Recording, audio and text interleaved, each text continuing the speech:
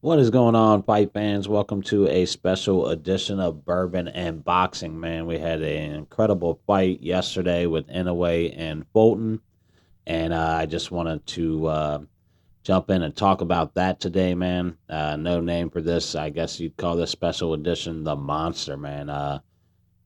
Pretty much Inoue lived up to his name. I see Fulton is taking a lot of slack from fans, media, everything like that. Seeing people saying he wasn't giving any effort, all this stuff being said about Bolton. Number one, in a way, is just an absolute another level of fighter that I would say is like on the Crawford Spence type level, the Canelo Alvarez type level, the Tyson Fury type level, to where they're so good. They're so unbelievably good. And I'll put Tank Davis in there, Shakur Stevenson, them type of guys. Shakur's yet to be really, in my opinion, tested in that way, but I do see that in him as one of those type of special fighters. Tank has definitely shown me with his power, his ring IQ, all that kind of stuff that he's definitely up there on that level. Also, uh, man, but if you're if you're Bolton, that fight, you were fighting on your back foot the whole time.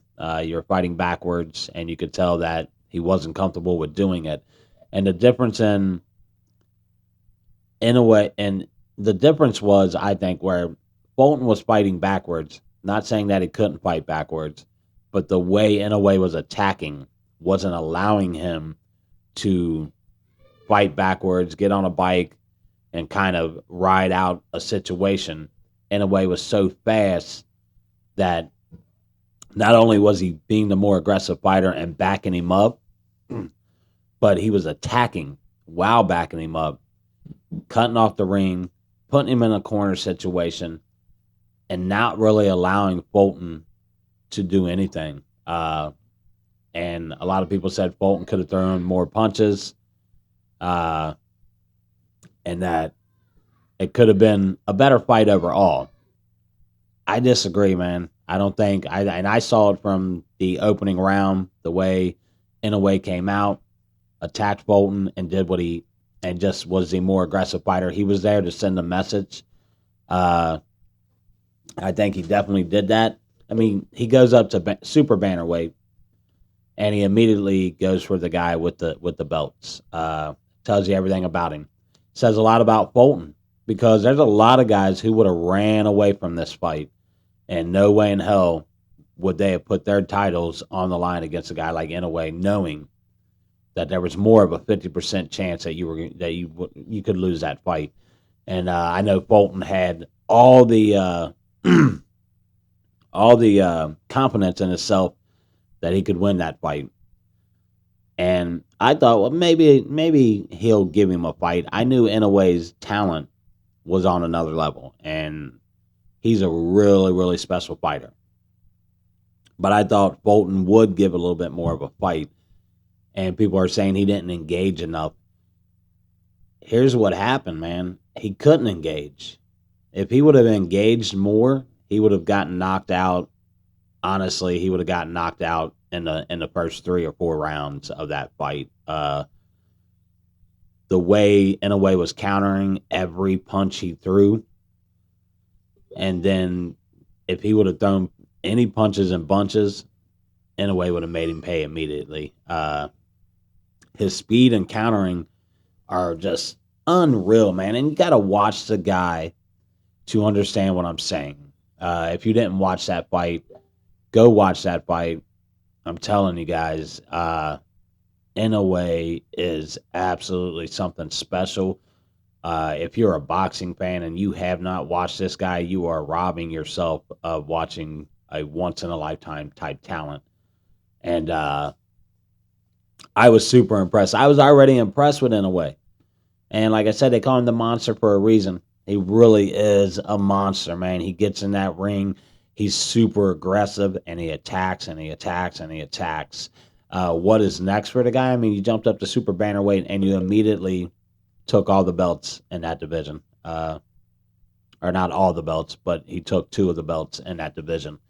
Maybe you go unify the division and then move up. I've been hearing a lot about a Tank Davis fight, that the weight moving up. God, I wouldn't even know who I would choose in that fight. They both have power. In a way, his speed though, man, and I haven't. And then Tank's got speed also. Uh, so I think that fight, God, that would just be hard. I right now I'm not even gonna delve into the details of that fight or what could possibly happen. That could be an all day event. Uh, but like I said, man, this is just a special edition to talk about what we saw Tuesday from a guy who was absolutely putting on a show in boxing. This is by far one of the best eras in boxing. We're getting to see all the talent that we're seeing, and it's something really special. Okay, back to the show. I have kids in the background trying to ruin this special edition for us. But man, honestly, what I saw was really really special, uh, and I really look forward to seeing what's next for Inoue, what the challenges are down the road, how many weight divisions can this guy move up to, and where does it stop for him when it comes to that. Also on the undercard, there was a Cuban national young guy coming up, Ramirez. Uh, I think his first name Robosi Ramirez, and he I like what I see from Ramirez, but I also there's a couple things I don't like. Uh, his head hunting against a taller fighter, I didn't like that. I thought he could have chopped that guy down and probably ended that fight a lot quicker than what he did with an earlier knockout. If he would have just went for the guy's body a little bit, he has a lot of power, but he seems to run out of stamina after he throws 3 or 4 punches, and he likes to throw that four, like go on a just wailing away on guys. And his power makes it hard because the guy has a lot of power. But overall, I thought he was all right. Wasn't super impressed with him. I thought he has a lot of power, but if you can teach the guy to start going to the body, then that's when, yeah, he's definitely going to become a threat. I want to say he's in that lightweight division too. Just another guy to add to that division. Guy that's getting so overcrowded. We're gonna have to start pushing guys up. And but like I said, wasn't super impressed with him after the talks. I mean, he was hyped up pretty well, but like I said, he loses stamina pretty fast after throwing a bunch of punches, and then it allows his fighter to recover because he'll throw 3 or 4 punches, a 5 punch combo in a row, and you'll see him. He's out of breath, which is kind of weird for an athlete of his caliber. But like I said, I wasn't super impressed with him. I thought he was good, but if he learns to start going to the body, he's going to become even more efficient because of the power that he has. You're not going to take too many body shots from that guy. And you're also, like I said, it's going to open up the head. So once he starts beating that body with that power that he has, it's going to make you drop those hands at one point, and that's when he's going to become even more deadlier because that type of power is going to open you up for a straight knockout. Uh, the overall undercard on it wasn't bad. We got to see, I think, a knockout in almost every single fight yesterday on the undercard, which is very rare. The first fight I watched ended in a knockout. Second fight, I thought ended, if I'm correct, ended in a knockout. The Ramirez fight ended in a knockout, and then of course the Inoue Fulton fight ended with Fulton getting knocked out. And I saw that coming, man. Inoue was just he was Fulton was pretty much just buying his time, man. Like I said, Inoue is just, man. Is he the pound for pound number one? Tell me, guys, what do you guys think? Is Inoue the pound for pound number one, or do you still have Bud Crawford and Spence up there as a pound for pound number one? Are is what we saw on Tuesday enough for us to say Inoue is absolutely the number one pound for pound fighter? Uh, in all honesty, I would have to put him in one or two. One or two. If Crawford beats Spence, I think you keep Crawford at that number one pound for pound. But Inoue is right there at number two. In my opinion, tell me what you guys think, man. You guys think Inoue is the number one pound for pound? And tell me what you thought about that fight, man. A lot of people are criticizing Fulton. I don't agree with that. The guy had a hell of a fight, and I mean, he put up. I'm not. He didn't have a hell of a fight, but he put up what he could do. And I think he knew immediately after the first, second round that he was just outmatched. This guy was a lot more than what he was expecting. And in all honesty, in a way, was the bigger fighter moving up. So I underestimated his size in all honesty, and he can grow. You can tell he's got the frame to grow into a couple more weight divisions. And I think for him that would be 130, 135 possibly. If I'm correct, I have to see where he's at super bannerweight. Not for sure the exact weight of super bannerweight. Uh, Maybe 126, 128, something like that. But his growth and his potential are huge. And being a bigger fighter, like I said, Fulton just never stood a chance. He was fighting on his back foot. The opportunity for him to throw any type of combinations on Inoue, they weren't there. They were not there. And if he would have tried, he would have got comboed and knocked out really early in that fight. So I think he was in survival mode, honestly, after the second round. And you never want that to happen. It tells you it's going to be a long night. There's no way you're going to make it 12 rounds if you are in survival mode after the second round of a fight. But Bolton, man, don't hang your head, man. Keep your head up high. You fought a very special talent in the sport. You took on a challenge that I guarantee 95% of guys holding a belt would have ran from him, would not have put their belts on the line against Inoue, knowing that there was more than a 50% chance that they could lose that fight. So Fulton, man, keep your head up, man. Don't feed into the bullshit on social media. On the boxing sites, don't feed into that bullshit, man. You fought a very special talent and you took on a hell of a challenge, man. So we got to give you credit for that. Uh, Doing what no one else probably would have did. At least 95% of fighters would have backed out of that. But anyways, guys, this was, like I said, just a special edition. We'll call this special edition the Monster. No way I could go all the way to Friday without talking about this fight. And like I said, we got the big fights this weekend, so join me Friday. We got Sinista Estrada on the main card for Friday night, so we'll get a Friday night female fight, which would be nice. I'll jump on here Friday, maybe before that fight, I'm thinking. And we're going to have a special edition Friday, especially for this special fight coming up Saturday, man. Big, big, big, big, big fight. I felt the Fulton Inoue fight was a huge fight, but we saw that Fulton really wasn't. He's not a next level guy. This fight Saturday it's going to be two guys that are elite level fighters.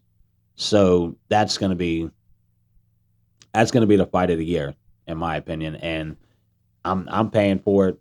All that fun stuff. I'll stay up as late as I have to. I'll go to work at 6 a.m. in the morning, tired as shit, just so that I can enjoy that fight. But like I said, join me Friday for another episode of Bourbon and Boxing Man, where we're going to delve into the fights this weekend. We'll talk about the Kambosa, Maxie Hughes fight.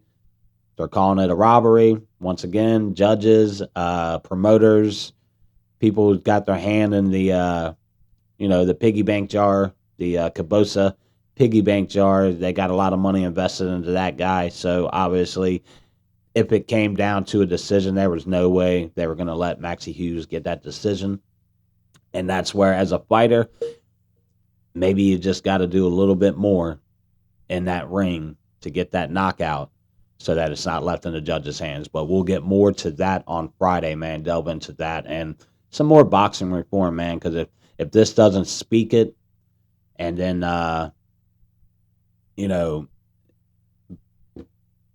we got to do something, man. We got to do something about the judging. One of the interviews I heard with Chris Mannix with the WBO, I think he's the president, whatever he is, guy that runs the WBO. one of the head guys there, was acknowledging the judging and how bad it is in boxing. He was pretty much blaming the U.S. and Britain because they can't sanction those areas and how the judging goes and all that. And yeah, and that could be the issue, but you can't just say the U.S. and the U.K. are the issues because they choose their own judges. Uh, we all know, like Chris Mannix said, the WBO's had a guy who's been a repeat offender as a judge with just absolute absurd scorecards, but yet they keep putting him on there. But you can't just keep blaming the U.S. It's an all around issue. You can't just keep blaming the UK. Boxing reform is a real thing, man. Get over to Teddy Atlas's page, sign that petition.